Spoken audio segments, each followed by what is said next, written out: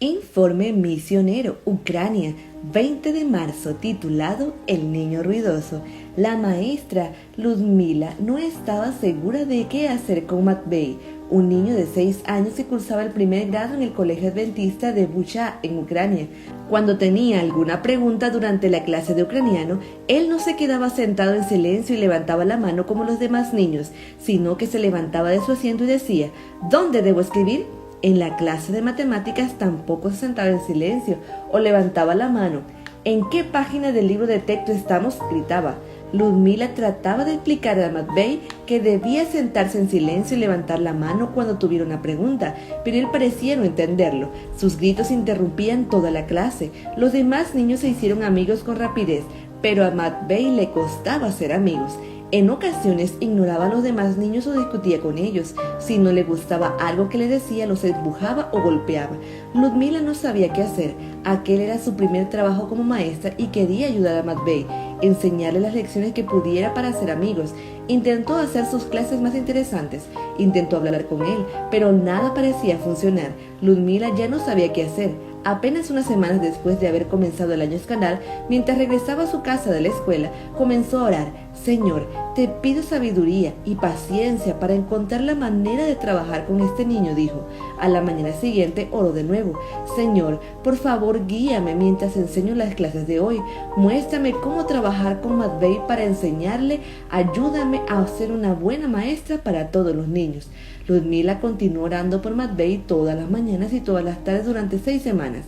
Un día notó un gran cambio en su salón de clases. Matvey ya no se levantaba ni gritaba sus preguntas. Por el contrario, se sentaba en silencio y levantaba la mano cuando tenía alguna duda. Dejó de ignorar, empujar y golpear a los demás niños y les hablaba con amabilidad. Un día Matvey notó que uno de los niños había perdido su lápiz y no podía hacer sus tareas, así que le dijo: Ten, toma el mío. Ludmila sintió ganas de llorar. Matvey solo tenía un lápiz y lo había regalado. Enseguida otro niño se dio cuenta de que Matvey tampoco tenía lápiz, así que le dio el suyo. De esta manera, Matvey comenzó a hacer amigos. A los niños les caía bien, pues estaba siempre amable y generoso y tenía disposición a compartirlo todo. Para Ludmila todo aquello fue una gran lección. Entendí que somos hijos de Dios, dice ella. Dios nos muestra su paciencia y amor. Él obra en nuestras vidas para refinar nuestro carácter. Aquel acontecimiento fue un milagro en mi vida. Nunca pensé que Dios podría cambiar a Matvey tan rápidamente. Entendí que cuando hacemos todo lo que podemos, Dios hace lo imposible por nosotros. Parte de las ofrendas del 13º sábado de este trimestre ayudarán a construir un edificio propio para la escuela donde trabaja Ludmila. Actualmente, esta escuela imparte sus clases en las mismas aulas de la Universidad Adventista, pero nuestras ofrendas ayudarán a que los jóvenes puedan tener sus propias aulas. Gracias por planificar una generosa ofrenda y que el Señor les bendiga.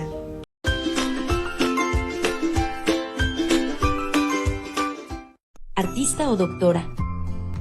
Juliana se preguntó durante mucho tiempo qué podría ser cuando fuera grande. Eres buena para ayudar a la gente, Le dijo su madre. deberías ser doctora, La abuela también pensaba que Juliana era buena para ayudar a los demás. Deberías ser enfermera. Le dijo, pero a Juliana no le gustaban aquellos consejos. No quiero ser doctora ni enfermera. Dijo. Me gusta dibujar y creo que prefiero ser artista. Una tarde de verano, mientras Juliana caminaba hacia su casa, vio a 3 niños como de 10 años nadando en un estanque en el campus de la Universidad Adventista de Sauksky, en Rusia. Inmediatamente se preocupó por la seguridad de los niños. El agua se veía marrón y sucia. Además, a veces la gente tiraba basura en ese estanque. Oigan chicos, esa agua está muy sucia y no es buena idea nadar en ella. ¡Lo sabemos! Gritó uno de los muchachos, llamado Daniel, mientras se subía a un pequeño muelle para saltar nuevamente hacia el estanque. Mi madre me dijo que no nadara aquí. Saltó del muelle y se sumergió en el agua. Unos segundos después, salió a la superficie gritando. El pánico se apoderó de Juliana. Se preguntaba qué había sucedido, mientras veía el terror en los ojos del niño. Sabía que algo grave había pasado. ¡Estoy herido! Gritó Daniel mientras corrían las lágrimas por sus mejillas. ¿Qué pasó? Le preguntó Juliana. ¿Por qué lloras? Daniel levantó una pierna del agua fangosa y le mostró una herida grande en su pie. Juliana se asustó mucho al verla y comenzó a temblar. Dios, dame fuerzas para ayudarlo. Oró en silencio. Era la primera vez en su vida que veía una herida así. También era la primera vez que los 2 amigos de Daniel veían algo semejante. Se asustaron mucho y salieron corriendo. Ni siquiera él había visto una herida tan grande y ahora la tenía en su pie. Estaba asustado. ¿Qué dirá mi mamá? Decía entre sollozos. No te preocupes por eso. Le dijo Juliana. Todo estará bien. Mirando el agua sucia del estanque, Juliana temió que la herida pudiera infectarse. Rápido, sal del agua. Le dijo. Si algo malo entra en tu herida, podría ser peor. Juliana ayudó a Daniel a salir del agua y le dijo que se sentara en el suelo. Pero, ¿qué podía hacer ella? Ella no era doctora ni enfermera. Dios mío, envía a alguien para que nos ayude. Oró. Ayúdame a no desmayarme. Juliana comenzó a mirar a su alrededor en busca de ayuda, pero no veía a nadie. ¡Ayuda! ¡Ayuda! Comenzó a gritar. De repente, llegaron 2 adultos. Necesitamos un botiquín de primeros auxilios. Dijo Juliana. Los adultos corrieron y regresaron unos minutos después con un botiquín de primeros auxilios. Uno de ellos colocó una venda en el pie de Daniel. Entonces Juliana vio pasar a un miembro de la iglesia y lo detuvo para que llevara a Daniel en su automóvil al hospital. Más tarde, Juliana supo que Daniel había caído sobre una botella rota al saltar del muelle. Juliana ya no se pregunta qué quiere ser cuando sea grande. Sabe bien que no quiere ser artista ni dibujar. Quiere ser doctora o enfermera para ayudar a otros. Me gusta ayudar a la gente. Nos dice ella. Parte de las ofrendas del 13º sábado de este trimestre ayudarán al colegio de Juliana, el Colegio Adventista de Sauxky, a construir su propio edificio en el predio de la universidad. Actualmente, esta escuela imparte sus clases en las aulas de la universidad, pero nuestras ofrendas ayudarán a que los jóvenes tengan su propio edificio. Gracias por planificar ofrendas generosas.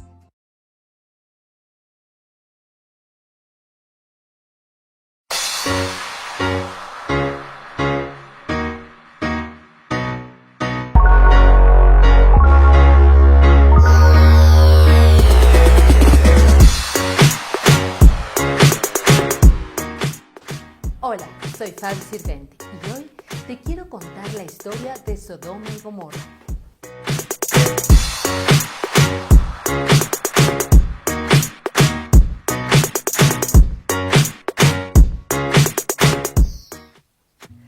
Como recordamos, el Señor visitó a Abraham y a Sara junto con 2 ángeles. Abraham y Sara fueron bondadosos porque les dieron comida y les dieron agua, y allí estuvieron. Después de esto, Dios le dijo a Abraham que iban a tener un bebé. Dentro de 1 año iban a tener en brazos a su propio bebé. Sara se rió. Y después de esto, los ángeles se adelantaron. Y el Señor pensó, no le voy a ocultar a Abraham lo que voy a hacer.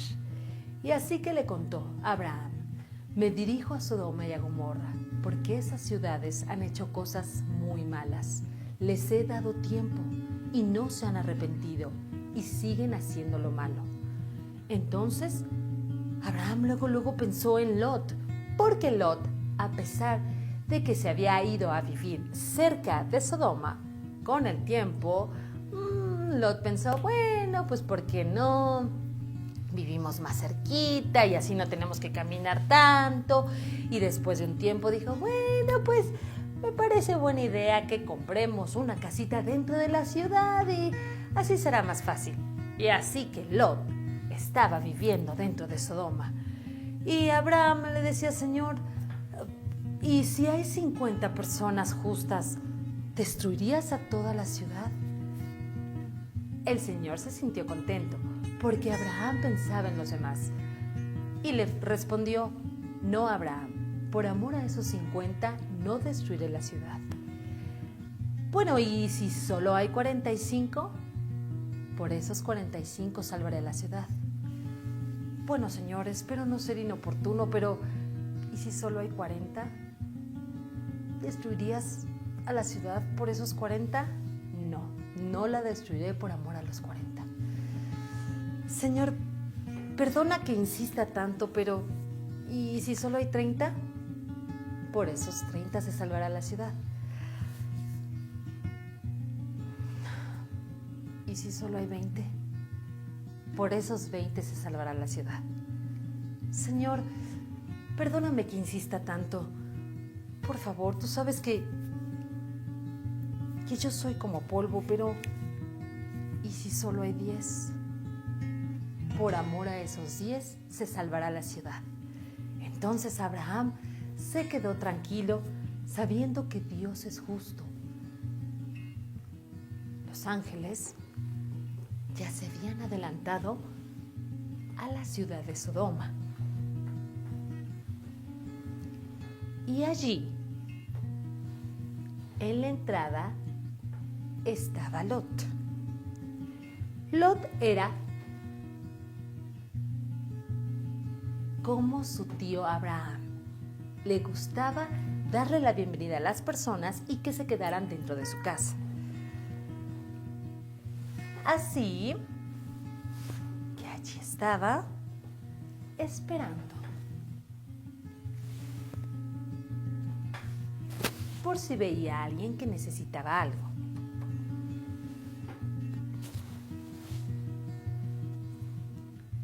Los ángeles llegaron a la ciudad. Y entonces Lot les pidió que por favor se quedaran en su casa, que ya iba a oscurecer y que no estaba bien que se quedaran fuera. Ellos le respondieron: no, tenemos algo que hacer. Nosotros nos quedaremos aquí en la plaza. ¡Oh! No. En la plaza no. Miren, pasen a mi casa. Allí tengo comida y tengo todo preparado. Dormirán bien. Vamos, por favor, quédense en mi casa. Está bien, nos quedaremos en tu casa. Y así entraron los ángeles a la casa de Lot.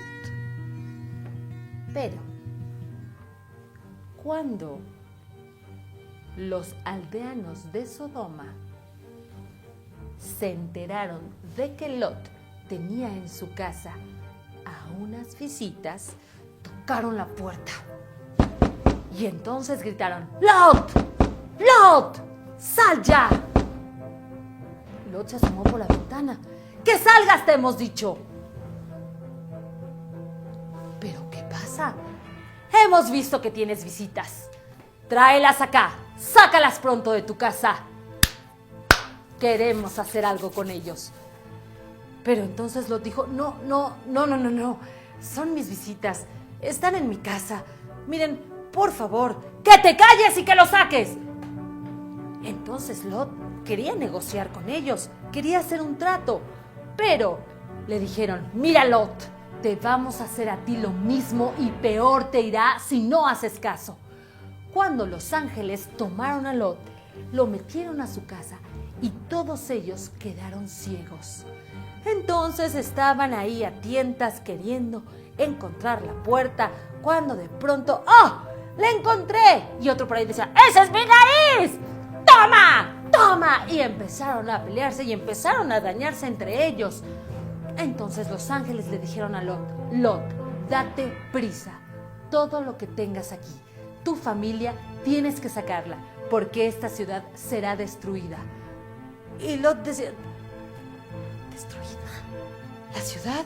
¡Anda, Lot, date prisa! ¡Ve!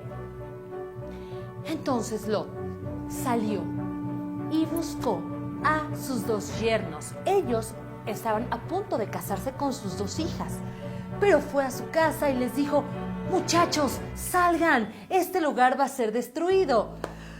¡Ay, Lot, ya vas a empezar! Déjanos dormir, porfa. Si pasa algo, no toques aquí. Déjanos dormir, suegro. Gracias.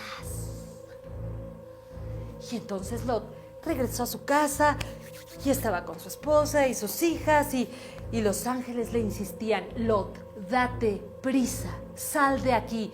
Pero Lot hacía como que guardaba, como que no, como que esto sí, como que me va a hacer falta. Cuando los ángeles tomaron de las manos a Lot, a su esposa y a sus hijas y los sacaron de su casa.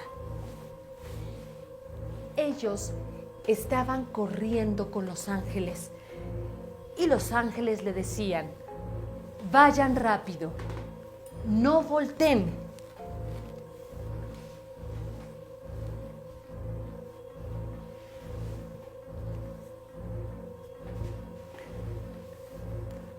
Porque este lugar será destruido. Y entonces las hijas de Lot iban corriendo junto con Lot y los ángeles los apresuraban y les decían: vayan al monte y allí quédense. Pero Lot dijo: no, al monte no. ¿Qué tal si también es destruido? Yo no voy a sobrevivir en el monte. Déjenme ir a esa ciudad, a la de allá. Está bien, ve a esa ciudad. Esa ciudad recibió el nombre de Zoar. Así que ellos iban corriendo rápido. Los ángeles le decían que no tenían tiempo. Pero, en el momento en que ellos iban corriendo, la esposa de Lot se le ocurrió pensar en su querida ciudad, en su casa y en todo lo que tenía. Cuando ella volteó, se convirtió en estatua de sal. De pronto, desde el cielo, se escuchaban unos relámpagos y caía fuego.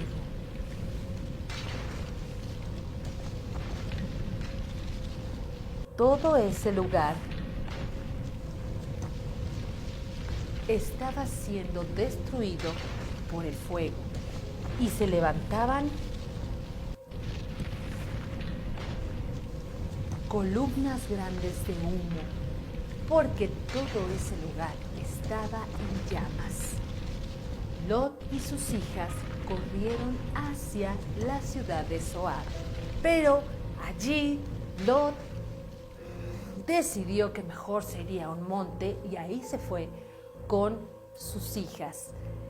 Y bueno, esta es la triste historia de Sodoma y Gomorra. Nos vemos la próxima. Y sí, Jesús te ama mucho.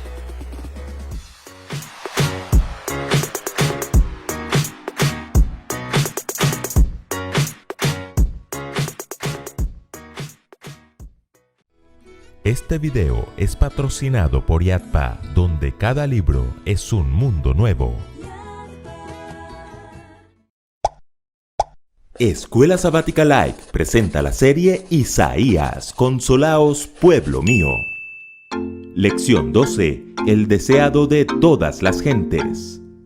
El martes en la noche, Pablo se reunió en su casa con su pequeño grupo de oración para testificar y orar. Contó las grandes cosas que Dios había hecho en la cárcel y todos los presentes estaban felices, pero al momento de la oración notó que hacía falta uno de los miembros.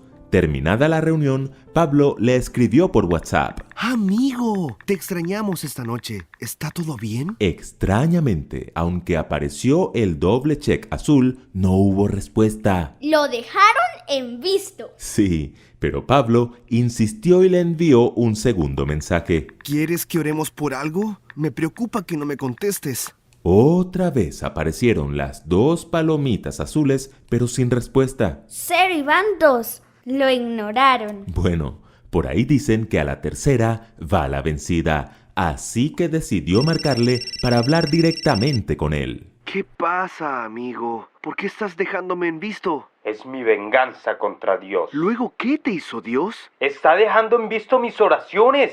Llevo 3 meses pidiendo por un trabajo y no me responde. ¿Por qué? Pablo no supo exactamente qué contestar en ese momento, así que fue a pedirle consejo a su vecino pastor. Este le dijo que en Isaías 58:3 había una pregunta parecida a la de su amigo. ¿Por qué ayunamos y no hiciste caso?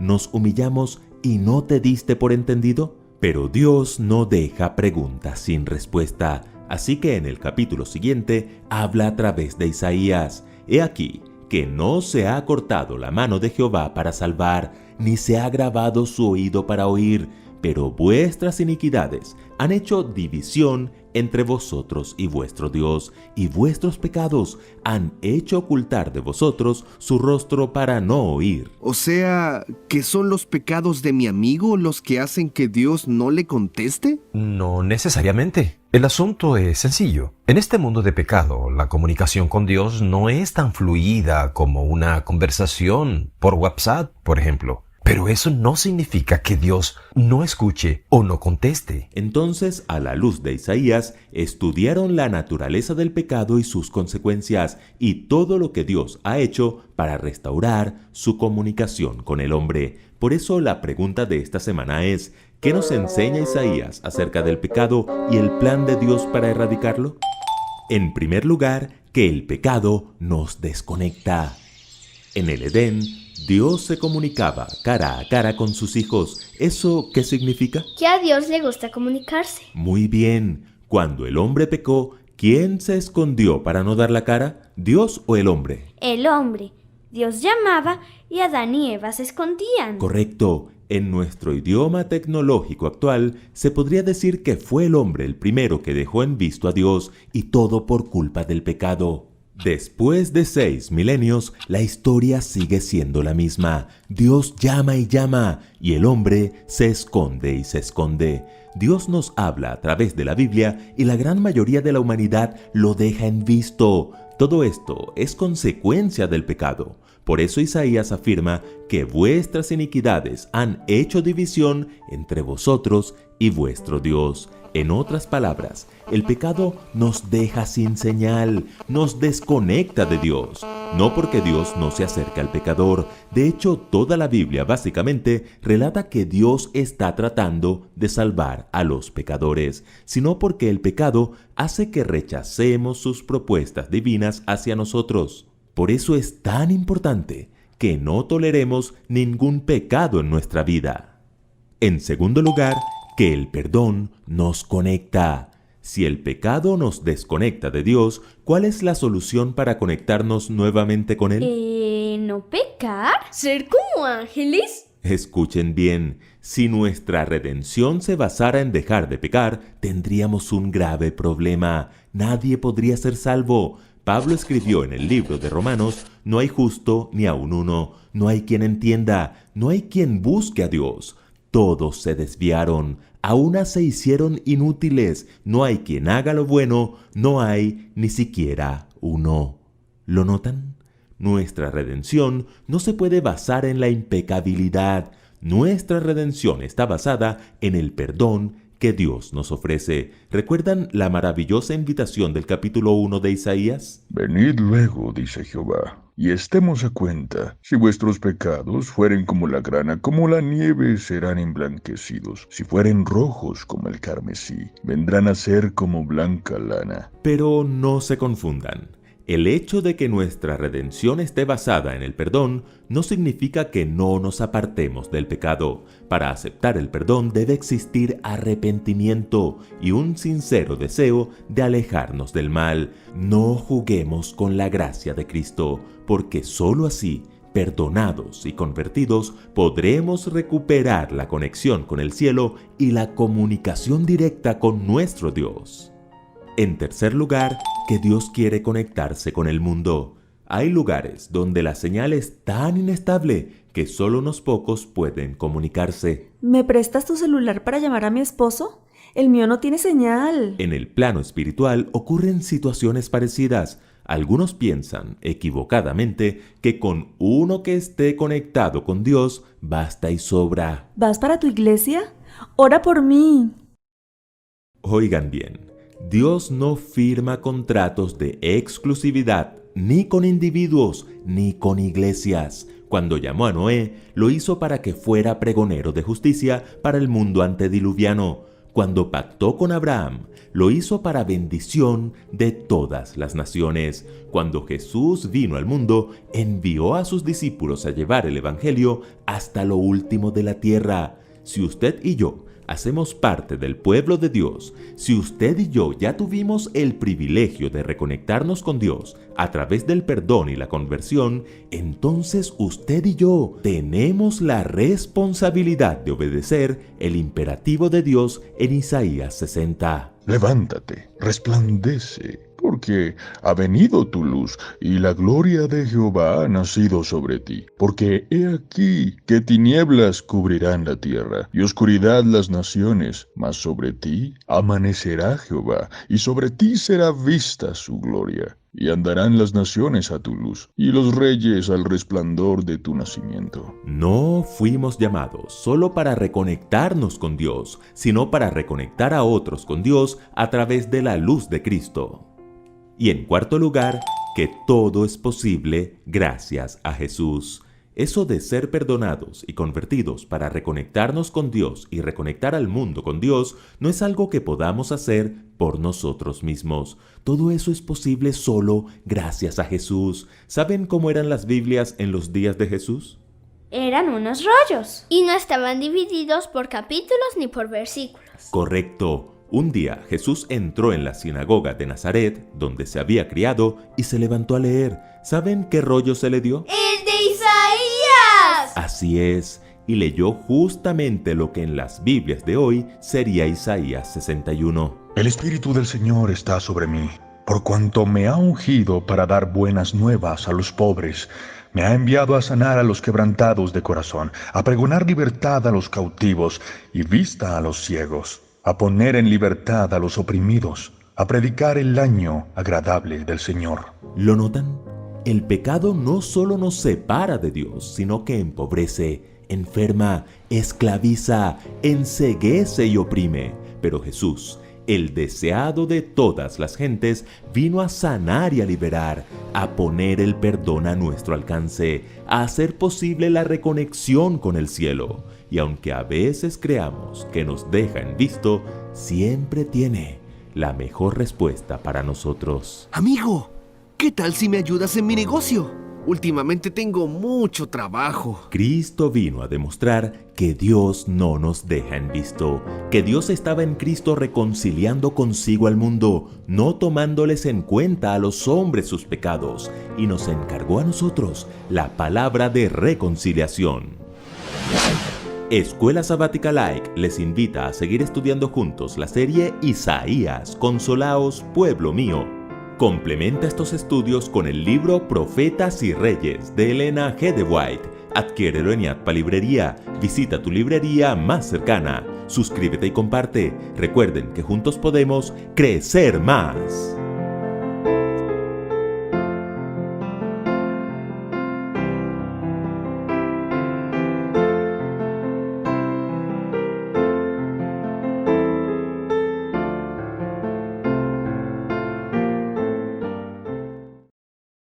Bienvenido, bienvenida a nuestra penúltima lección sobre el libro de Isaías. Y hoy repasaremos los capítulos 59 al 61, capítulos gloriosos realmente. Así que en este es el momento de abrir nuestras Biblias en ese lugar.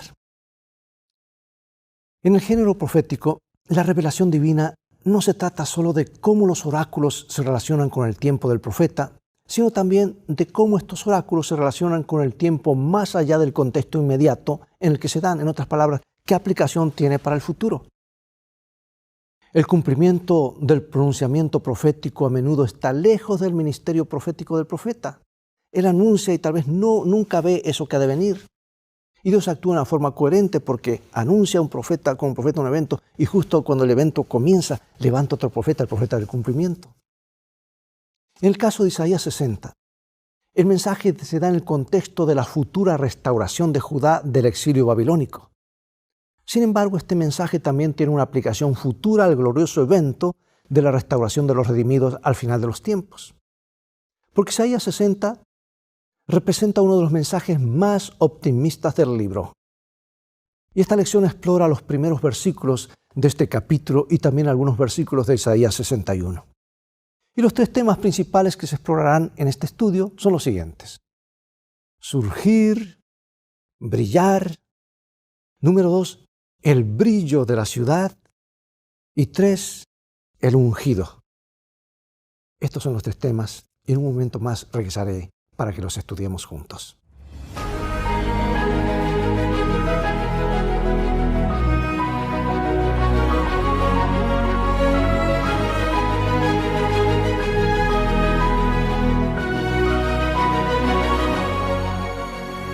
Comencemos entonces con esta promesa maravillosa hecha al pueblo de Dios en el Antiguo Testamento, Isaías 63. Y andarán las naciones a tu luz y los reyes al resplandor de tu nacimiento. Mi autora favorita, Elena de White, comenta lo siguiente. Ella dice, debemos aprender en la escuela de Cristo. Solo su justicia puede darnos derecho a una de las bendiciones del pacto de la gracia. Durante mucho tiempo hemos deseado y procurado obtener esas bendiciones, pero no las hemos recibido porque hemos fomentado la idea de que podríamos hacer algo para hacernos dignos de ellas. No hemos apartado la vista de nosotros mismos ni creído que Jesús es un Salvador viviente. No debemos pensar que nos salvan nuestras propias gracia y nuestros méritos. La gracia de Cristo es nuestra única esperanza de salvación. El Señor promete mediante su profeta: deje el impío su camino, y el hombre inicuo sus pensamientos, y vuélvase a Jehová, el cual tendrá de él misericordia, al Dios nuestro, el cual será amplio en perdonar. Debemos creer en la promesa en sí y no aceptar un sentimiento como si fuera fe. Cuando confiemos plenamente en Dios, cuando descansemos sobre los méritos de Jesús como un Salvador, el Salvador que nos perdona los pecados, recibiremos toda la ayuda que podamos desear.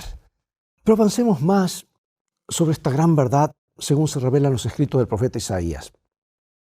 En Isaías 58 el pueblo le preguntó a Dios: ¿por qué dicen ayunamos y no hiciste caso, humillamos nuestras almas y no te diste por entendido, como leímos el estudio pasado? En cambio, Isaías 59 sugiere otra pregunta, algo así como: ¿por qué pedimos que la mano del Señor nos salve, pero Él no nos salva?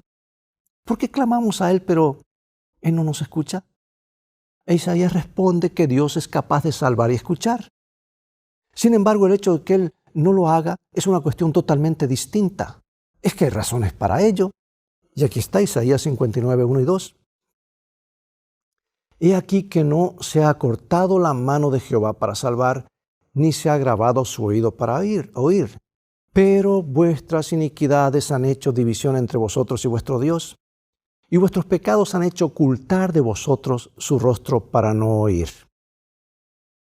La salvación no se logra con hacer buenos actos y con la obediencia, pero tampoco podemos alcanzar la bendición y la salvación en la desobediencia.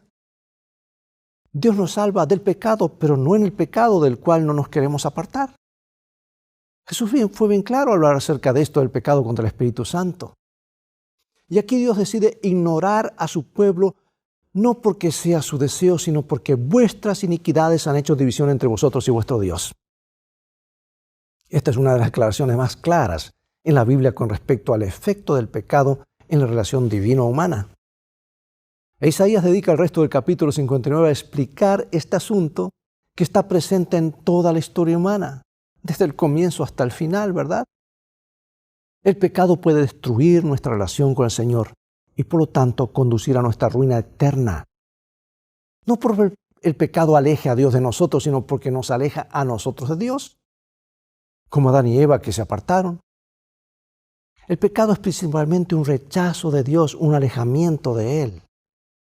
El acto de pecar en realidad se retroalimenta porque no solo es un distanciamiento de Dios, sino además el resultado del acto que hace que el pecador se aleje aún más del Señor. ¿Recuerda este versículo? Que el pecado es infracción de la ley. El que comete pecado, que dice, ha infringido la ley, porque el pecado es infracción de la ley. Así que aquí nos dice claramente que la separación, el pecado es separarnos de Dios, que nos lleva a quebrantar la ley. Es que el pecado nos separa, no porque Dios no se acerca al pecador. De hecho, toda la Biblia básicamente relata que Dios está tratando de salvar a los pecadores, traerlos hacia sí, sino porque el pecado hace que rechacemos sus propuestas divinas hacia nosotros. Y el diablo es tan astuto que todavía nos pisa en la calle: no, eres indigno, no te acerques a Dios porque eres pecador. Hermanos, la iglesia está, y la Santa Cena, y los ritos de la iglesia están justamente para recibir, y el bautismo, justamente para los imperfectos, para los pecadores, para comenzar de nuevo con el Señor. Por eso es tan importante de que al ver que hay algo que anda mal, no toleremos ningún pecado en nuestra vida. Que pidamos, Señor, nos arrepintamos y pidamos fuerza para vencer. ¿De qué manera experimentaste la realidad de que el pecado causa una separación de Dios? ¿Te has apartado? Yo lo he hecho. Yo lo he hecho, recuerdo, en mi adolescencia, juventud temprana. Y en tu experiencia, ¿cuál es la única solución al problema? Dios me llamó de una forma dramática. Y hoy estoy aquí. Y que ha habido subidas y bajadas hacia el debajo siempre. Pero hay una mano poderosa que nos da fuerza cada día para ir de triunfo en triunfo. Y ahora tenemos a Isaías 59, que presenta un panorama alarmante del problema del pecado. Afortunadamente, la Biblia también presenta la esperanza de la redención. Vamos a Isaías 59, 15 al 21. Y la verdad fue detenida y el que se apartó del mal fue puesto en prisión, y lo vio Jehová, y desagradó a sus ojos, porque pereció el derecho.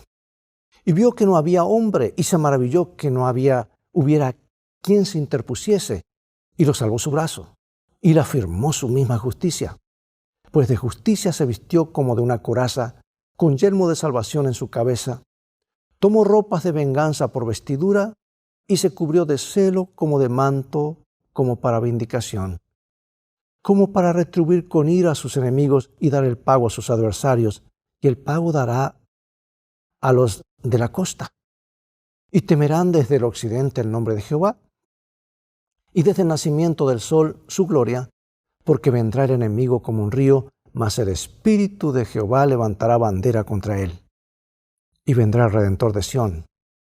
Y a los que se volvieron de la iniquidad en Jacob, dice Jehová, y este será mi pacto con ellos, dijo Jehová, el Espíritu mío, que está sobre ti, y mis palabras que puse en tu boca no faltarán de tu boca, ni de la boca de tus hijos, ni de la boca de los hijos de tus hijos, dijo Jehová, desde ahora y para siempre.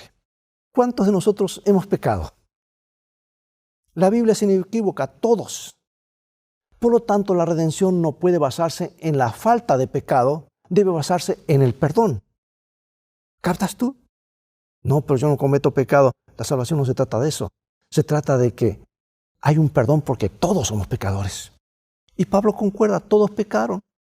Entonces no puede haber distinción sobre esa base. Los que son justificados pueden ser juzgados como justos únicamente porque reciben por fe el don de la justicia de Dios mediante el sacrificio de Cristo. Que dice el apóstol en Romanos capítulo 3, versículos 21 y 24. Pero ahora, aparte de la ley, se ha manifestado la justicia de Dios, testificada por la ley y por los profetas, la justicia de Dios por medio de la fe en Jesucristo para todos los que creen en Él. Porque no hay diferencia, por cuanto todos pecaron y están destituidos de la gloria de Dios, siendo justificados gratuitamente por su gracia mediante la redención que es en Cristo Jesús. ¿Qué nos dicen estos versículos, amados? ¿Qué esperanza debería darnos en el juicio? Justificados por la fe. La mayoría piensa que la pregunta en el juicio es, ¿quién pecó? Pero esa no es la pregunta que debería hacerse porque todos pecaron. La pregunta es, ¿quién es perdonado? Dios es justo cuando justifica a los que tienen fe en Jesús. Y finalmente habrá un pueblo que tendrá la fe de Jesús y le amará tanto que le obedecerá y guardará sus mandamientos, porque será la norma en el juicio. Así que el juicio, hermanos, es quién recibió el perdón. Eso es lo importante. Es cierto que somos juzgados por las obras, pero somos salvados por la fe. Las obras no nos salvan. Si fuese así, entonces la fe no sería necesaria. Al contrario, nuestras obras revelan si realmente hemos sido salvados. Somos salvados por la fe, pero somos juzgados por nuestras obras, vuelvo a repetir. Y el propósito de la ley en un mundo pecaminoso no es salvar, sino señalar el pecado. En cambio, la fe que obra por amor que el Espíritu de Dios derrama en nuestro corazón, demuestra que una persona tiene fe viva en Jesús. Las obras son una expresión externa, la manifestación humana de una fe salvadora. Por lo tanto, una verdadera experiencia cristiana es aquella en la que la fe se expresa en un compromiso diario con el Señor, que a su vez se revela mediante la obediencia a la ley. Y Dios tendrá un pueblo que le amará tanto, tiene la fe de Jesús y guarda sus mandamientos. En el juicio, Dios se vale de las obras como evidencias para sus criaturas que no pueden leer los pensamientos de fe como Él. Dios no necesitaría un juicio, Dios no necesitaría, porque Él conoce todo, pero el universo y nosotros necesitamos. Y un día toda lengua confesará que Dios fue justicia y fue amor. Para la persona convertida, solo las obras posteriores a la conversión, cuando Cristo y el Espíritu Santo fortalecen su vida, son relevantes en el juicio. La vida de pecado anterior a la conversión ya ha sido lavada por la sangre del Cordero. Es una verdad que no debemos olvidar, que debemos predicar. Ahora mira, el enfoque del pueblo de Dios va llevado para el que fue llamado, vamos a ver ahora cuál es el enfoque que está en Isaías 60, 1 al 3. 60 del 1 al 3. Levántate, resplandece, porque ha venido tu luz y la gloria de Jehová ha nacido sobre ti. Porque he aquí que tinieblas cubrirán la tierra y oscuridad las naciones, mas sobre ti amanecerá Jehová y sobre ti será vista su gloria. Y andarán las naciones a tu luz y los reyes al resplandor de tu nacimiento. ¿Cómo se compara esta profecía con la promesa del pacto de Dios a Abraham, que dice, y serán benditas en ti todas las familias de la tierra? Y ahora levántate y resplandece para que todas las naciones reciban esta luz. Es que Dios tenía un propósito universal cuando eligió a Abraham y a sus descendientes. A través de Abraham, todas las familias de la tierra serían bendecidas. Así el pacto de Dios con Abraham finalmente fue un pacto con toda la humanidad a través de Abraham. Él y sus descendientes serían el canal de la revelación de Dios para el mundo. Es por eso que Dios confió a su pueblo su palabra, para que ellos fuesen una luz para el mundo. Tristemente pusieron un cerco y se guardaron la luz, y en lugar de 12 tribus el Señor levanta 12 discípulos y los envía, vayan a todo el mundo. Quiero que la luz, vosotros sois la luz del mundo, no la apaguen, no la escondan. Isaías trató de restablecer a su pueblo a su destino antiguo y universal. Como representantes del Dios verdadero eran responsables no solo de sí mismos, sino del mundo. Debían acoger a los extranjeros en busca de Dios, porque su templo sería llamado casa de oración para ¿quiénes? Para todos los pueblos. Y en este contexto, ¿cómo entiendes el papel de la Iglesia Adventista del Séptimo Día? O más específicamente, tu papel individual en la iglesia. Pero hay más que Dios se propone hacer a través de su pueblo.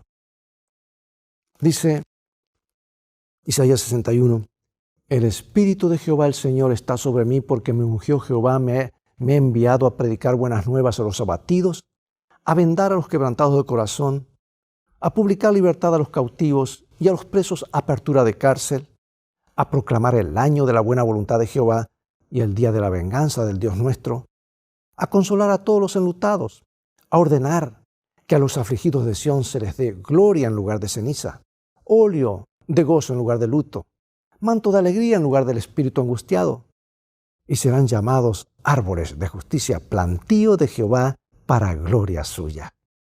Si bien el año de la buena voluntad de Jehová, dice Isaías 61:2, es una especie de año jubilar, no es simplemente una observancia de Levítico 25. Porque este año es anunciado por el Mesías, el Rey, a revelarse a sí mismo mediante su ministerio de liberación y restauración. Y aquí quiero hacer una pausa, hermanos. Y digo esto. Hemos sido cautivos.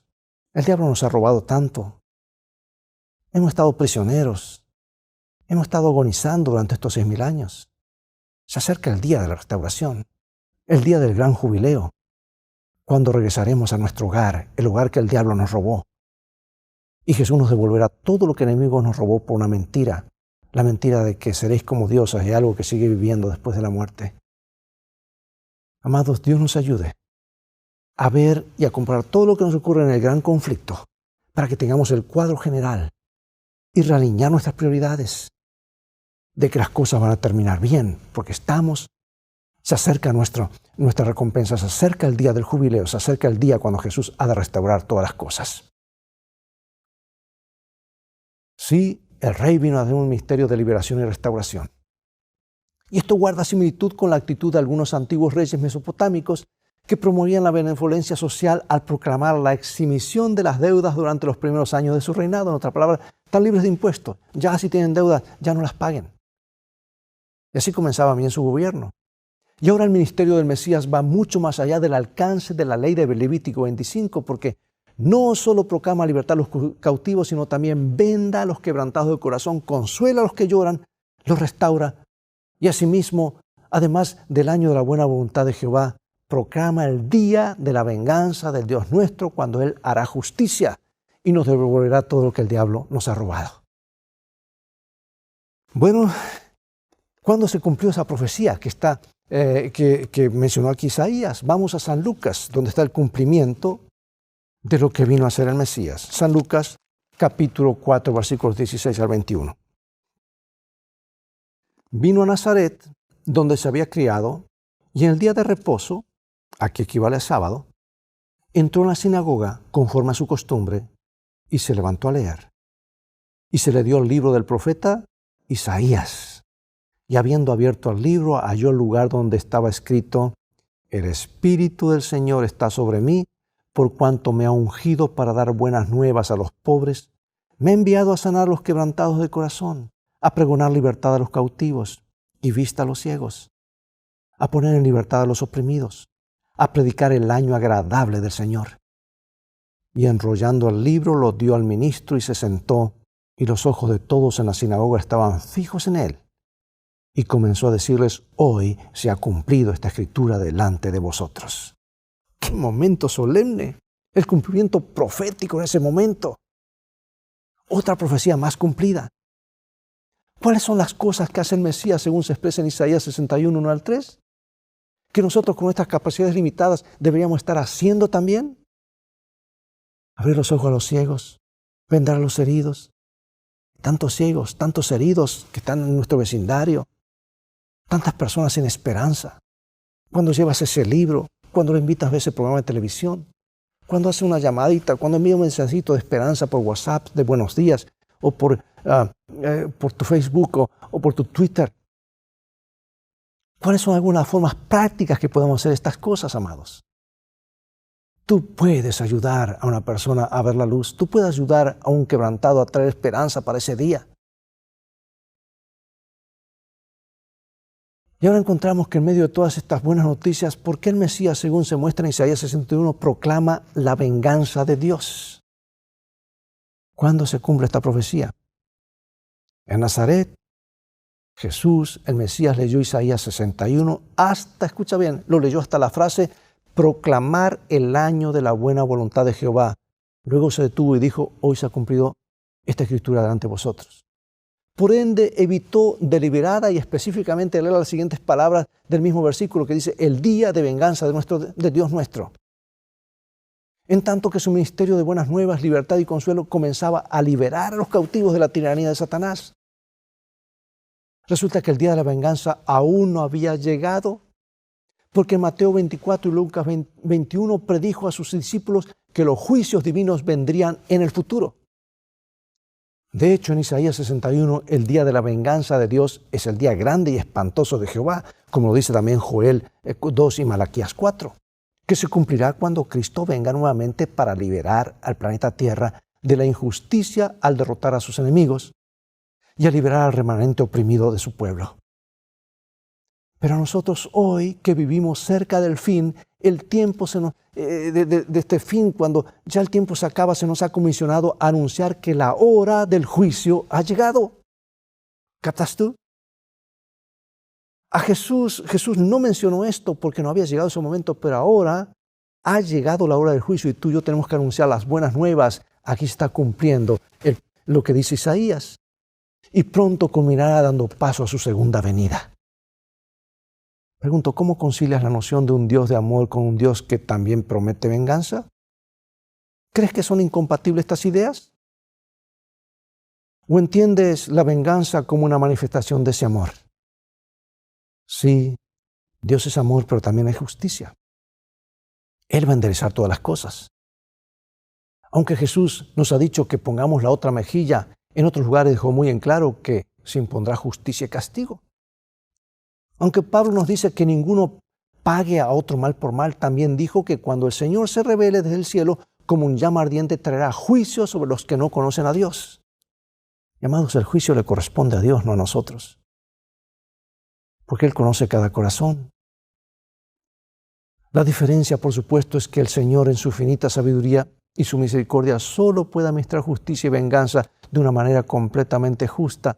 Nosotros, la justicia humana, la venganza humana contiene todas las fallas, debilidades e inconsistencias de la humanidad. Sin embargo, la justicia de Dios, por supuesto, no tendrá ninguna de esas limitaciones, porque Dios es justo, es amor y es perfecto y es santo. Vamos entonces a resumir nuestra lección de esta semana y podemos concluir, número 1, que Dios quiere que glorifiquemos en su Hijo, quiere glorificarnos en su Hijo y quiere restaurar nuestra posición como hijos de su reino. Y a medida que seamos restaurados de esa posición, Él quiere que reflejemos su carácter. Las naciones y las personas necesitan ver la gloria de Dios a través de su pueblo. O sea que somos llamados para reflejar la gloria del Señor. Podemos predicar y también ser una predicación en sí mismo. Nuestras acciones respaldar lo que hablamos. Nosotros mismos no somos la luz, solo podemos reflejar la luz del Señor. ¿Y qué significan para ti las palabras de Jesús? Vosotros sois la luz del mundo. ¿De qué manera reflejamos su luz a los demás? Eso es el punto número 1. Y el punto número 2, el principio de que como pueblo hemos sido llamados a compartir la luz del Evangelio. Nos dice San Lucas 4, 18 y 19, el Espíritu del Señor está sobre mí porque me ungió para predicar el Evangelio a los pobres, me ha enviado a sanar a los quebrantados de corazón, a predicar liberación a los cautivos y recobrar la vista a los ciegos, a poner en libertad a los quebrantados, a predicar el año agradable del Señor. Quiero leer un par de hermosas citas seguidas de algunas preguntas de reflexión. Y aquí está el deseado de toda la gente. Es un clásico que no deberías dejar de leerlo y volver a leerlo. 204. Jesús estaba delante de la gente como un exponente vivo de las profecías concernientes a Él mismo. Explicando las palabras que había leído, habló del Mesías como un aliviador del oprimido, liberador de los cautivos, sanador de los afligidos, restaurador de la vista de los ciegos y revelador de la luz de la verdad al mundo. Su actitud impresionante y el maravilloso significado de sus palabras conmovieron a los oyentes con un poder que nunca antes habían sentido. El flujo de la influencia divina quebrantó toda barrera, como Moisés contemplaban al invisible. Y mientras sus corazones estaban movidos por el Espíritu Santo, respondieron con fervientes amenes y alabanzas al Señor. Qué lindo hubiese sido escuchar ese momento, estar en esa sinagoga, escuchando el sermón de Jesús, leyendo del profeta Isaías. Pero hoy, hermanos, tenemos lo glorioso que podemos ver que todo eso ya es historia y se acerca a algo más glorioso, el cumplimiento total, que las personas de esa época no lo pudieron ver, pero tú y yo por su gracia lo veremos. Jesús viene pronto. Leo ahora del libro Fe y Obras, página 33. El día de la venganza de Dios vendrá, será el día del furor de su ira. ¿Quién soportará el día de su venida? Los hombres han endurecido su corazón contra el Espíritu de Dios, pero las flechas de su ira penetrarán donde los dardos de la convicción no pudieron. Antes de mucho Dios se levantará para ocuparse del pecador. ¿El falso pastor protegerá al transgresor en ese día? ¿Hallará excusa el que se unió a la multitud en la senda de la desobediencia? ¿La popularidad o la cantidad harán inocente a alguien? Estas son preguntas que los negligentes e indiferentes deberían considerar y responder por sí mismos. Vamos a orar, Padre Celestial. Gracias te damos porque nos has dado este privilegio, esta gran responsabilidad de ser la luz del mundo. Nos has dado tanto en tu palabra y tanta revelación a través de los profetas y la profetisa para nuestros días. Tenemos tanta luz para compartir con el mundo. No permitas que hagamos lo mismo que tu pueblo en el pasado que escondió la luz y se fue solamente a formas externas. Queremos ser cristianos de fe y obras, cristianos de la fe de Jesús, pero también que guardan los mandamientos de Dios. Bendícenos y ayúdanos a reflejar a Jesús en todo lo que hagamos. Hoy mismo, esta tarde, esta semana que ha de comenzar, que nos ayudes a ver en cada uno de nuestros prójimos a un ciudadano del reino de los cielos, a un hijo de Dios, una hija de Dios. Danos tu Espíritu. Bautízanos de nuevo. Lo pedimos en el nombre de Jesús. Amén. Bien, amigos, es todo el tiempo que tenemos por hoy. Ha llegado el momento de despedirnos y será hasta el próximo programa, que de paso será el último libro, el último capítulo de la última presentación sobre el libro de Isaías. Y después comenzaremos con otros estudios más. Invita a otros a sintonizar estos programas. Invítalos a tu iglesia. Ve con ellos, invítalos al grupo pequeño. Transfórmate en un canal de bendiciones. Dios te bendiga y te guarde. Y recuerda, en el viaje de la vida las cosas han de terminar bien si tienes a la Biblia como qué, como tu GPS, y a Jesús como tu guía. Dios te bendiga. Maranata.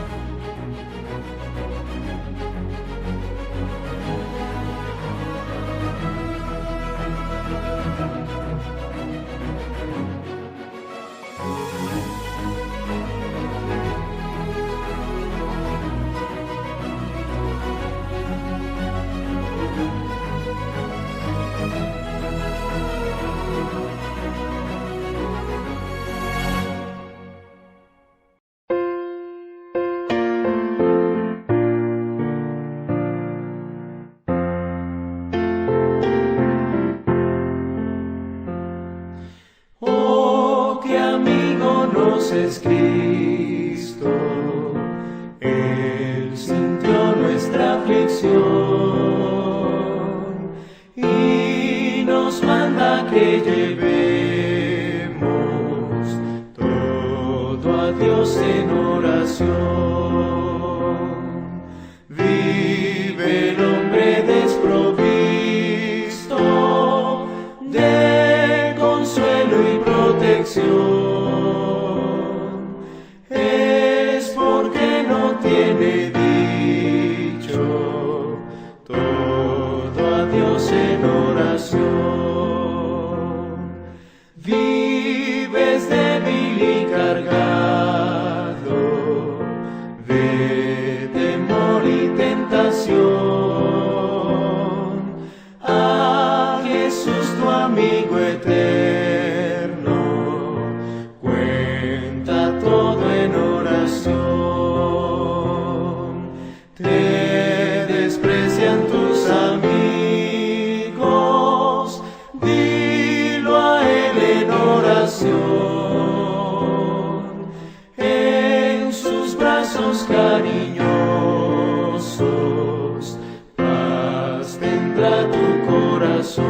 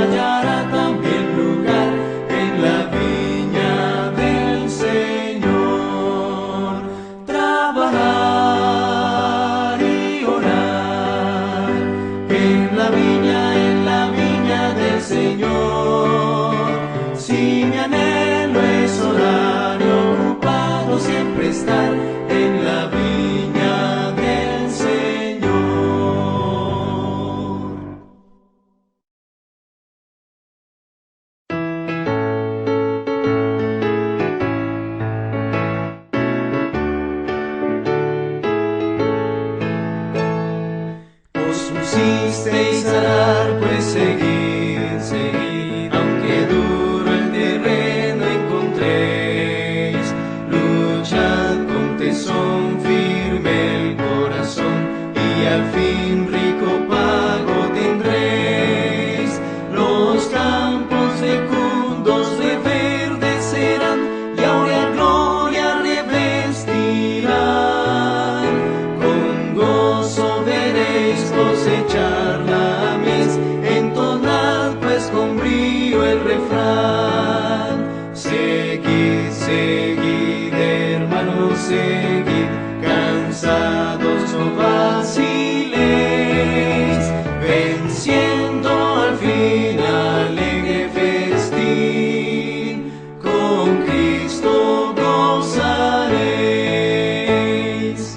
Os llamó Dios a su obra, seguid, seguid, aunque densa la oscuridad.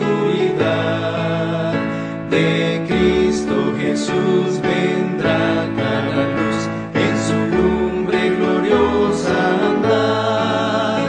En aquel fausto día de gozo y solaz, en la patria de luz y amor, celeste mansión, feliz galardón, os dará bondadoso el Señor.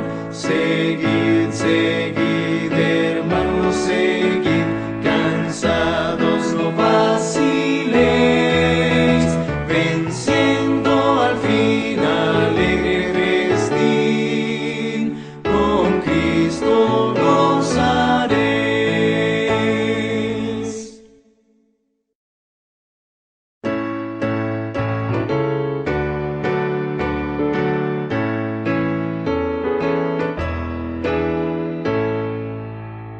Dulce comunión la que gozo ya en los brazos de mi Salvador. Qué gran bendición en su paz me da. Hoy yo siento en mí su tierno amor. Libre, salvo de cuitas, penas y dolor.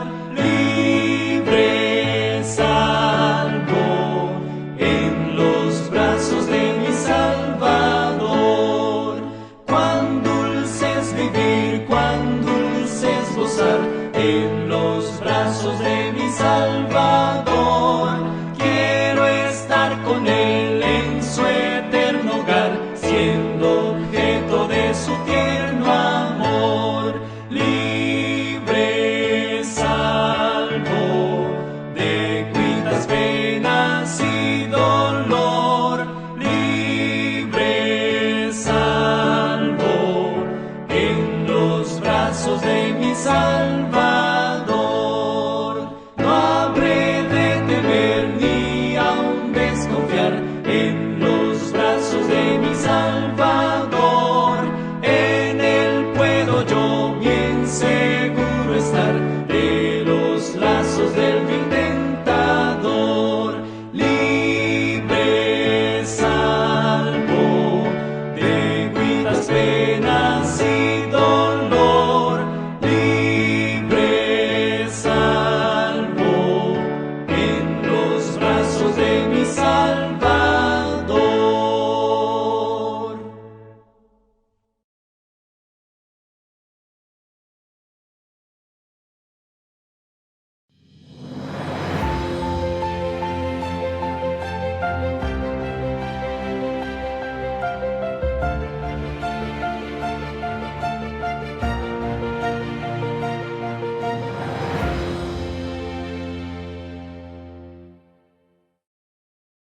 Hola amigos, es un placer estar con ustedes.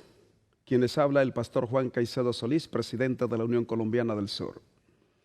Hoy tengo un tema importante y creo que es de mucha importancia para la juventud. Y es una pregunta que quiero hacer a los jóvenes a través de este tema. Y esa pregunta es: joven, ¿quién te está influenciando? El sabio Salomón dice en el capítulo 11, versículo 9 de Eclesiastés: Joven, alégrate en tu juventud y pásalo bien en los días de tu adolescencia. Anda en los caminos de tu corazón, en la vista de tus ojos, pero ten en cuenta que sobre todas estas cosas Dios te juzgará.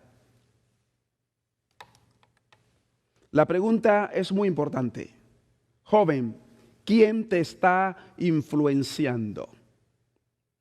A través de todas las edades, los triunfos de los grandes hombres han sido por una buena influencia y ha dependido de la influencia de la otra persona. Pero también podemos mirar con atención lo que la Biblia dice. Tenemos muchas personas que triunfaron por la buena influencia y otras que fracasaron por la mala influencia. De allí la pregunta, joven, ¿quién te está influenciando? Cuando tú decides no aceptar al Señor, cuando tú decides apartarte del Señor, cuando tú decides abandonar tu casa, cuando tú decides abandonar tus estudios, cuando tú decides hacerle mal a esa joven, cuando tú decides de una vez arruinar tu carrera, yo te pregunto, joven, ¿quién te está influenciando? Es interesante meditar en todo lo que te voy a decir. La Biblia, si nosotros centramos nuestra atención en las historias bíblicas, encontramos que Timoteo fue influenciado por el apóstol Pablo. Esther fue influenciado por Mardoqueo. Samuel fue influenciado por Elí. Eliseo fue influenciado por Elías. Josué fue influenciado por Moisés. Y todos estos personajes del cual tuvieron buena influencia, lo vemos triunfando en la presencia del Señor. Lo vemos triunfando con una actitud positiva delante de Dios y también con una disposición para servir a la humanidad. Eran personas de respeto. También encontramos que los hombres que han fracasado ha sido por mala influencia. Eva fue influenciada por la serpiente. ¿Y a dónde llevó la humanidad? Sansón fue influenciado por Dalila, perdiendo los principios de Dios y arruinando el plan de Dios para salvar a Israel. Acab fue influenciado por Jezabel, cuando como líder debería poner al pueblo en dirección hacia Dios, lo llevó en vía contraria, en pos de los profetas de Baal, arruinando la mentalidad, al punto que lo dejó sin una decisión clara, que cuando Elías enfrentó a los profetas de Baal y enfrentó al pueblo, el pueblo estaba claudicando y Elías dijo, ¿hasta cuándo claudicaréis? ¿Hasta cuándo estarán en esa indecisión? El pueblo no tenía un discernimiento claro por una mala influencia. Pero también Herodes fue influenciado por Herodías al punto de cometer uno de los pecados más terribles de cortarle la cabeza a un precursor de Jesucristo, a prácticamente un hombre del quien dijo Jesucristo, no ha nacido otro como él, nacido de mujer, refiriéndose a Juan. Y Herodes le cortó la cabeza por una mala influencia. ¿Cuántos asesinatos se han cometido en el mundo y cuántos jóvenes se han visto hundirse en el fango de su derrota solo por una mala influencia? Lo más terrible es que en todas estas comparaciones tengo que decir que Judas fue influenciado en la misma iglesia de Jesucristo por el diablo. Estando con Jesucristo, pero por no intimar con Jesucristo, por no tener una relación plena con Jesucristo, Judas fue influenciado por el enemigo, al punto de llegar a vender a su maestro. Su dinero le causó la pérdida de su alma. Joven, ¿quién te está influenciando realmente? ¿Cristo o Satanás? Estamos frente a dos imperios. Y esos dos imperios, todos estamos frente a ellos. Esos dos imperios representan dos ministerios, o mejor, dos misterios. El misterio de la piedad y el misterio de la iniquidad. Y estamos frente a esos dos misterios. Los ángeles, dice mente, carácter y personalidad. Los ángeles malos o los ángeles de Dios controlan las mentes de los hombres. Entregamos nuestras mentes al control de Dios o al control de los poderosos, o mejor, de los poderes de las tinieblas. Y será bueno que uno llegase a preguntarse, ¿bajo qué estandarte estamos? ¿Bajo qué poder? ¿Bajo qué misterio nos encontramos? ¿El misterio de la piedad o el misterio de la iniquidad? ¿Quién te está influenciando para hacer lo que haces? ¿Quién te está influenciando para abandonar lo que quieres abandonar? ¿Quién te está influenciando para causar el daño a alguna persona? ¿Quién te está influenciando para que tomes la decisión de apartarte de las cosas de Dios y de rechazar un llamado solemne de Dios en este tiempo del fin? Quiero que me respondas la pregunta: ¿quién te está influenciando? ¿Cuál fue la alarma que despertó a muchos en el pasado? ¿Cuál fue la pregunta que despertó a muchos en el pasado? ¿Cuál fue el interrogante que te dejó pensando? Por ejemplo, a nuestros primeros padres hubo una alarma, una pregunta que Dios le formuló a Adán. Y está en el capítulo 3, versículo 9. Pero Jehová Dios llamó al hombre y le preguntó, ¿dónde estás? Esa pregunta puede estar formulándotela Dios a ti en este momento. Yo no sé dónde estás parado en este momento. Yo no sé en qué circunstancia de tu vida te encuentras. Yo no sé bajo qué parámetro estás tomando la decisión. Y yo no sé tampoco cuál es el rumbo de tu vida en este momento. Y la pregunta que emana Dios del cielo a tu corazón en este momento es, ¿dónde estás?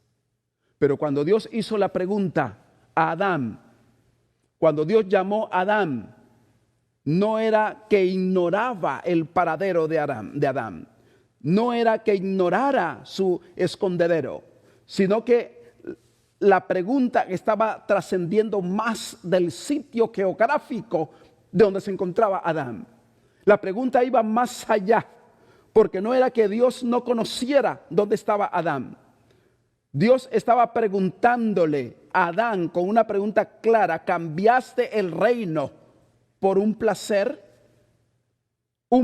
momentáneo? ¿Te dejaste llevar a la ruina por un sentimiento? ¿Dónde estás? ¿A dónde has ido a parar?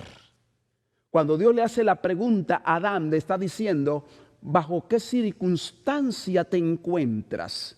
No es que no sabía el paradero. No era que Dios ignorara el sitio donde estaba Adán. Dios comprendía completamente el sitio geográfico. Lo que Dios quería que Adán reflexionara era que había ido a parar tan lejos estando en la presencia de Dios, que tenía que él entender a dónde había ido a parar.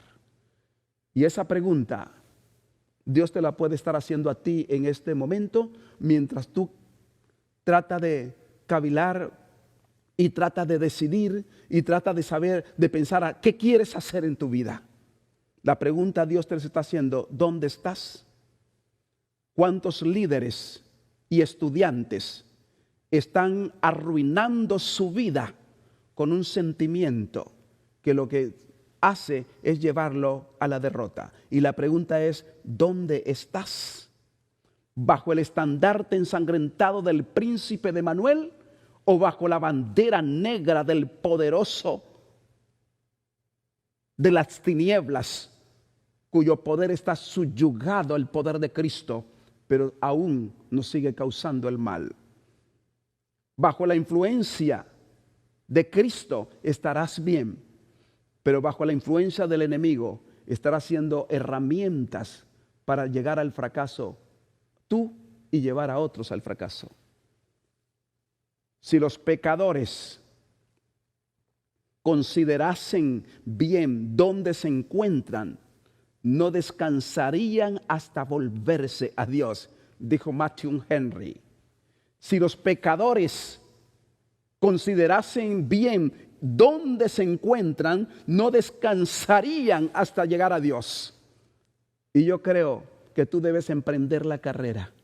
No puedes tener paz, no puedes descansar, no puedes relajarte. Tú tienes que saber que tu único refugio está volviendo a Dios. ¿Quién te está influenciando, joven? Yo quiero que tú te preguntes y le busques la respuesta. Realmente, ¿quién te está influenciando?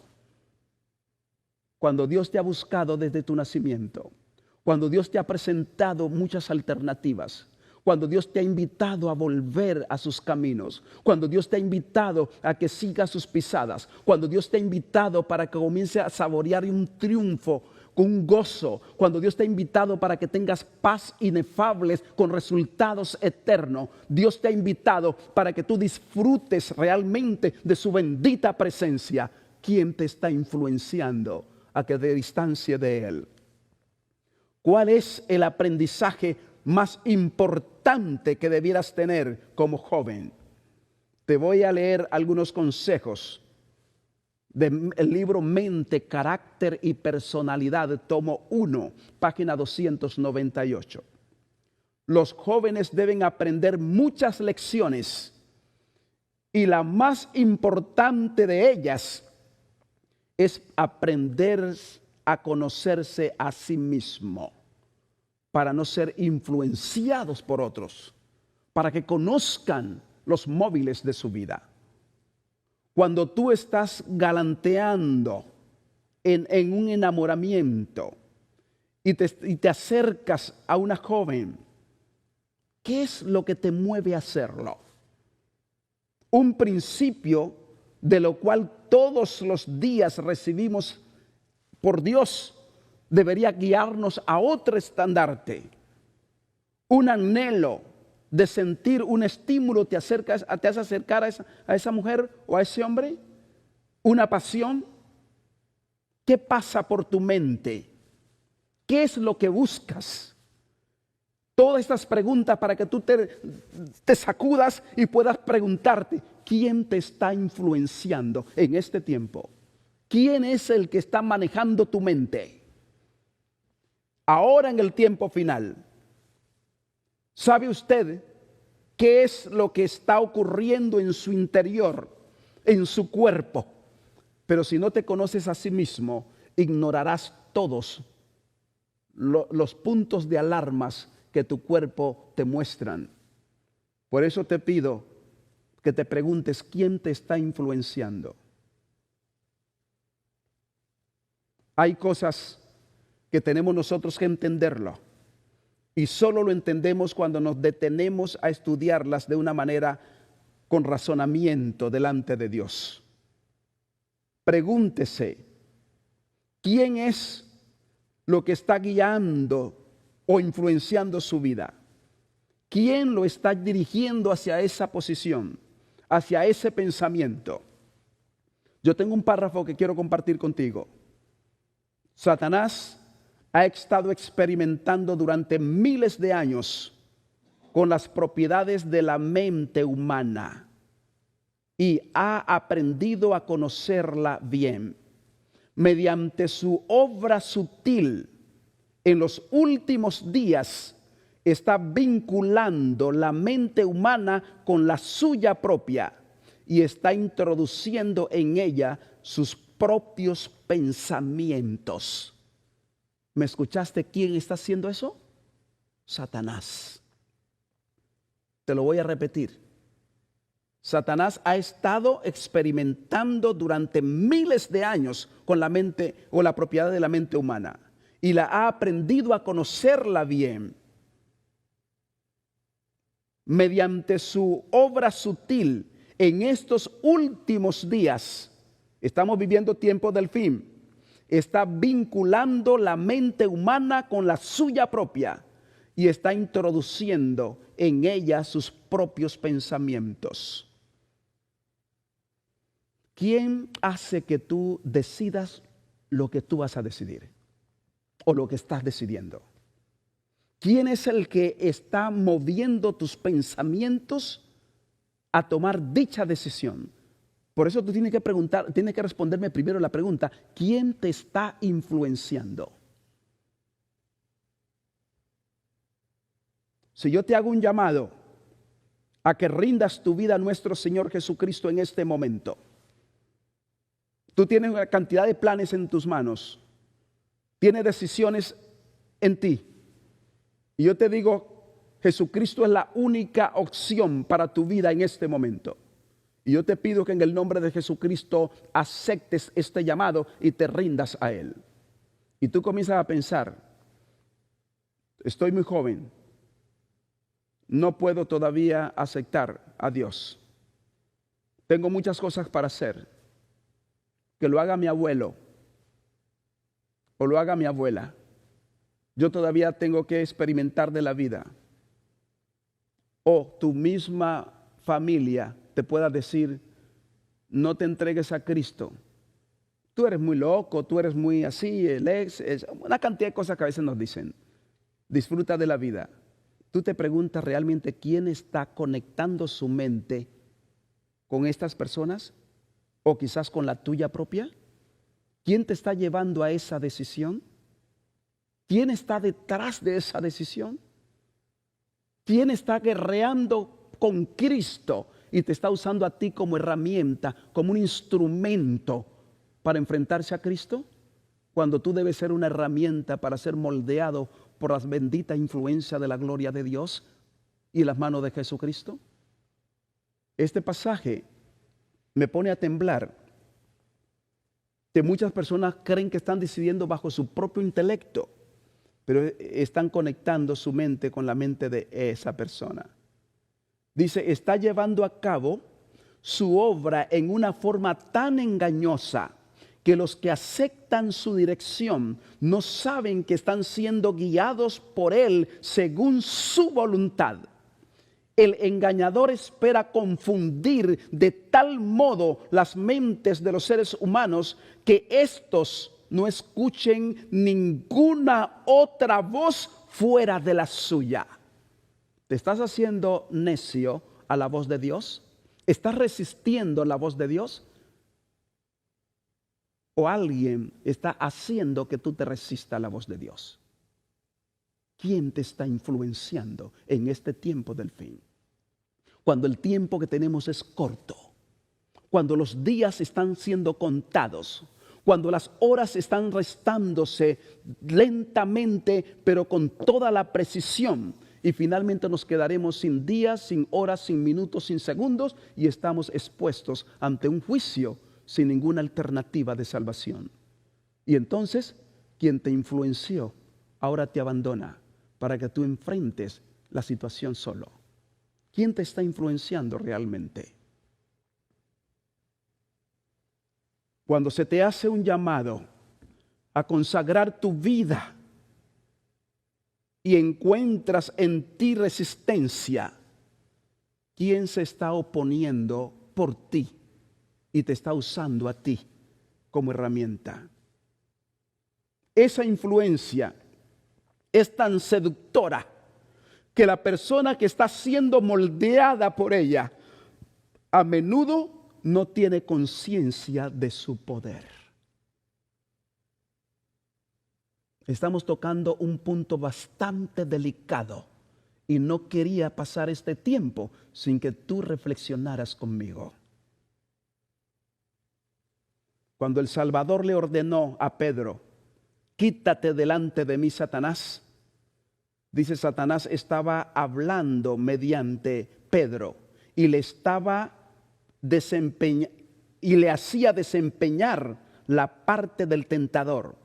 Pedro no soportaba ni tampoco sospechaba de la presencia del maligno, pero Cristo podía detectar la presencia del engañador y al reprochar a Pedro se dirigía directamente al enemigo y no a Pedro. Sin embargo, nosotros leemos como si fuera Pedro que dijera: apártate de mí, Satanás.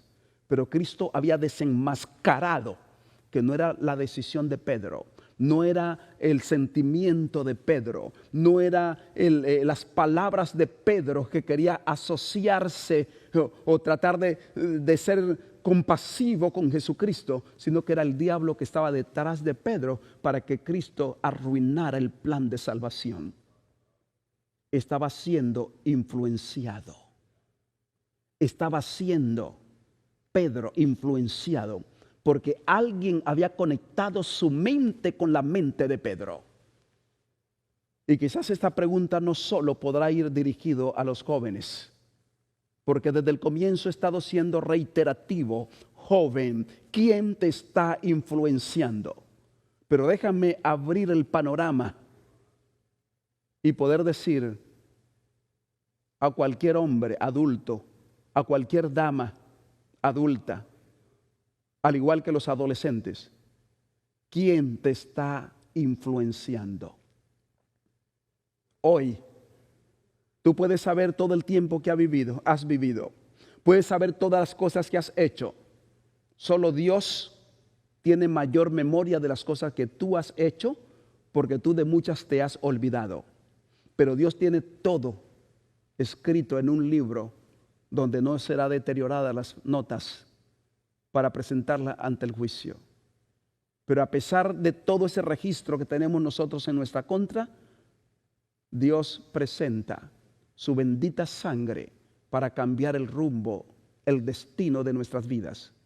Si tú permites desconectar tu mente con la mente de aquel que te está influenciando, si tú permites voltear, girar tu mirada hacia el santuario, hacia nuestro Señor Jesucristo, si tú permites volver a los pies de Cristo, de donde estuviste por mucho tiempo postrado, y que hoy por la mala influencia estás fuera, tú que ni siquiera has conocido a Jesucristo y has querido conocerlo, pero hay influencias que no te permiten conocerlo.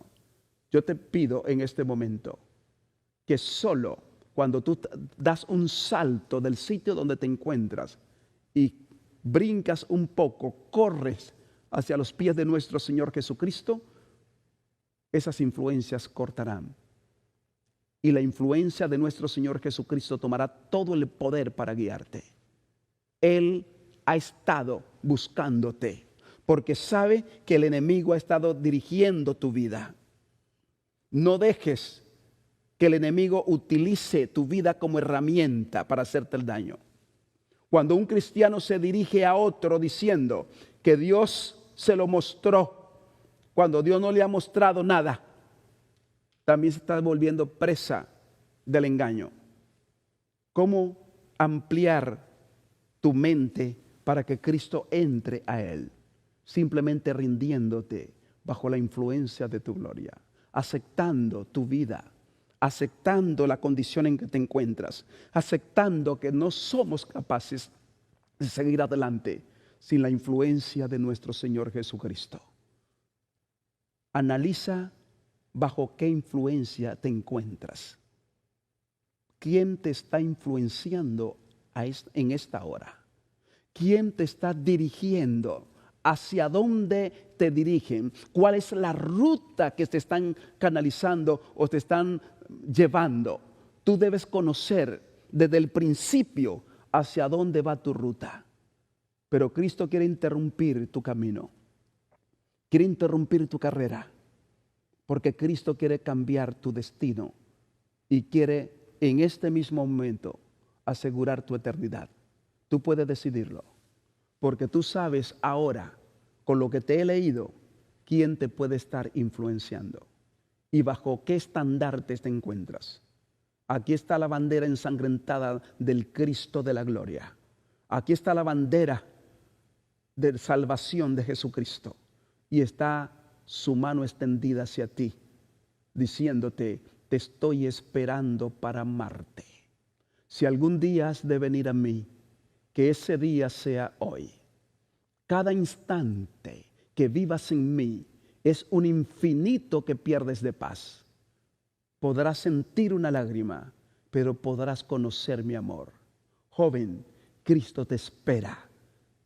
Joven, el Cordero de Dios que quita los pecados del mundo, te espera para cambiar tu rumbo y tenerte con Él por toda la eternidad, en un mundo donde no hay más muerte ni dolor, donde no hay tristeza, donde no hay llantos. El ángel de Dios fue enviado a ti para hacerte volver a sus pies.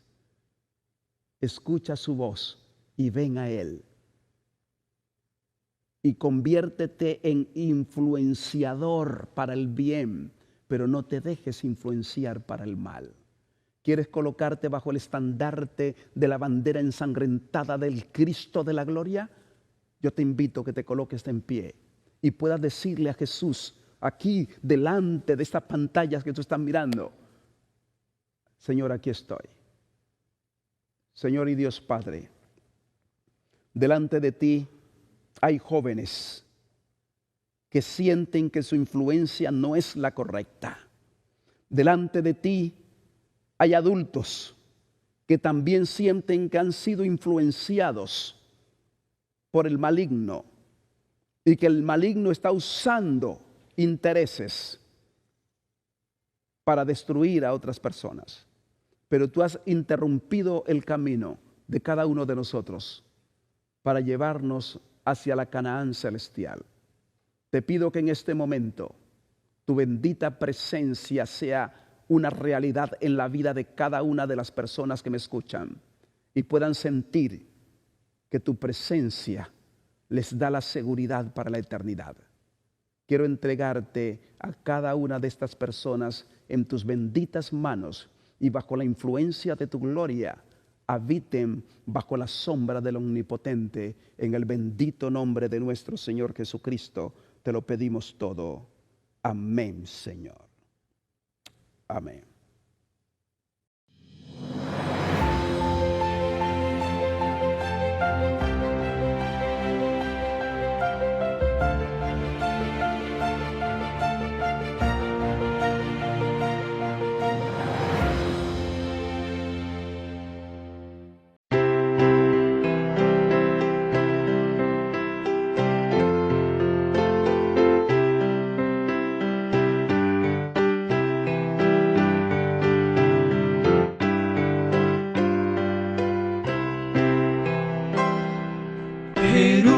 Jerusalén, mi amado hogar, anhelo en ti morar, tus calles de oro recorrer, lucientes como el sol, tu río cristalino ver, hermoso sí.